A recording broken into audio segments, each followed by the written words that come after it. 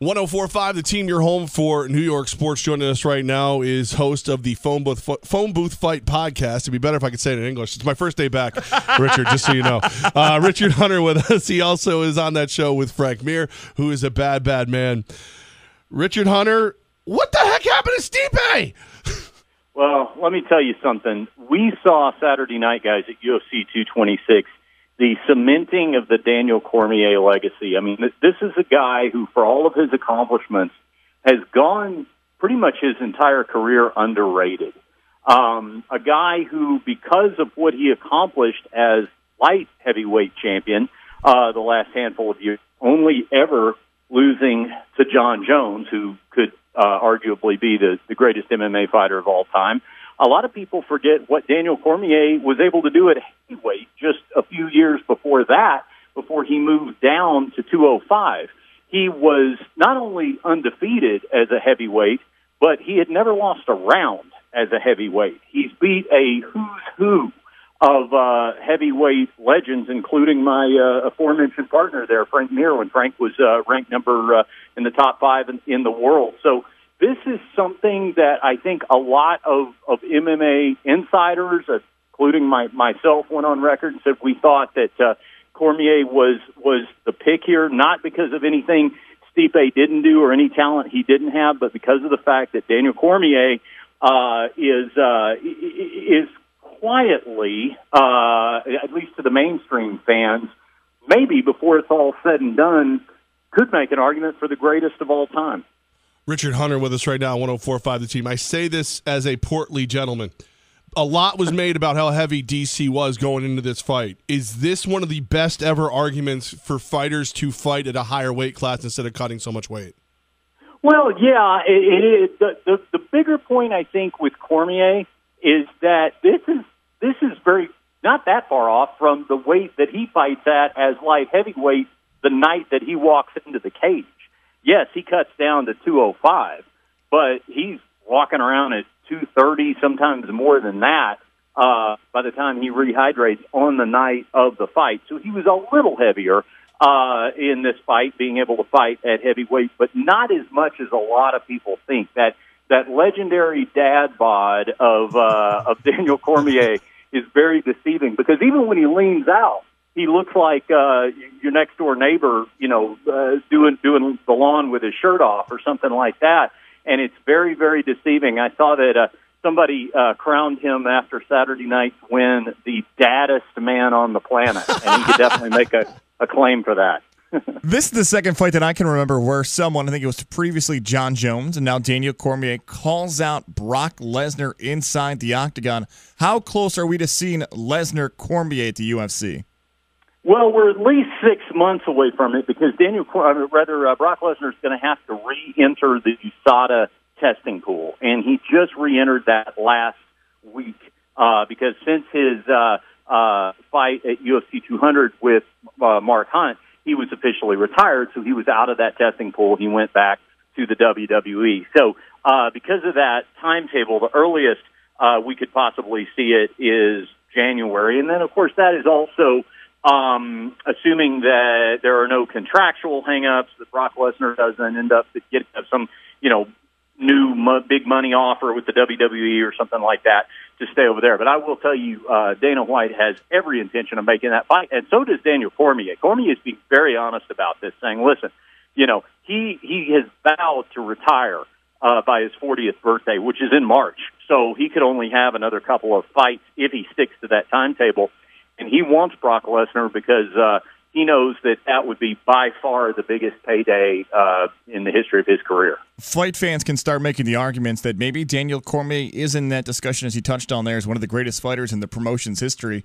But now the argument can be made that the fight on that card before Cormier and Stipe, that fight, Francis Ngannou and the Black Beast, Derek Lewis. Was that what we called it, a fight? What is that maybe the worst fight in UFC history on the stage that it was on?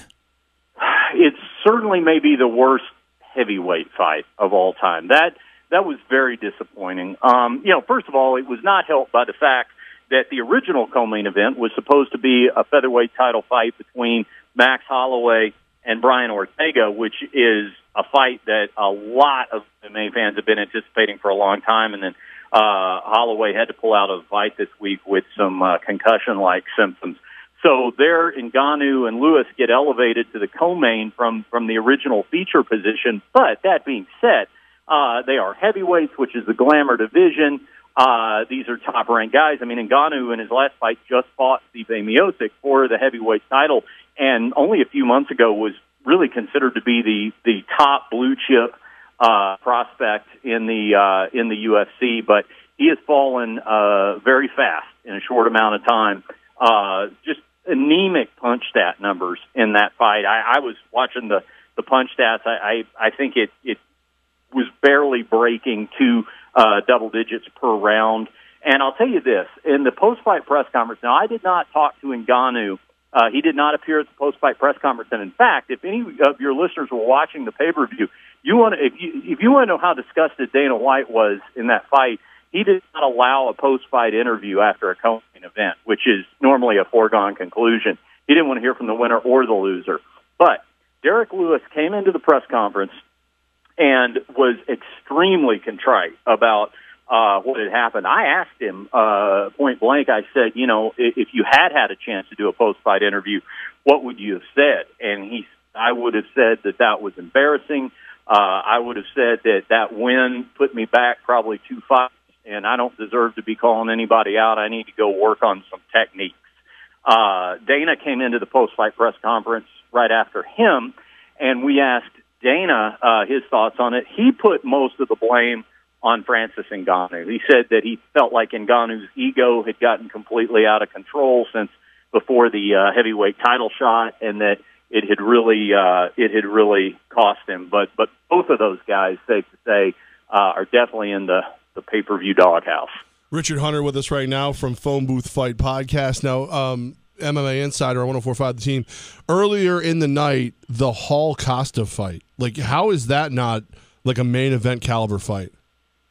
Well, yeah. I mean, it was an interesting matchup of a couple of guys. Costa being a new breed Brazilian who, for the country of Brazil and the tradition of Brazilian martial arts, I say jiu-jitsu, but obviously he's a power puncher.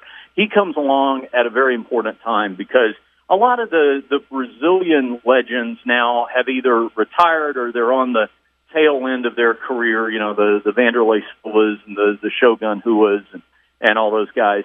But he is really something special. Now, he was taking on Uriah Hall, who was a guy that back when Hall was on the Ultimate Fighter series was thought to be maybe the next big thing, and he has shown flashes of that. At times early in his career, Dana would draw comparisons between him and Anderson Silva, and Dana even said something to that effect after the fight, that he said that Uriah Hall is the Hall that I touted and the one that I first believed in. So a big night for guys who are still up and coming.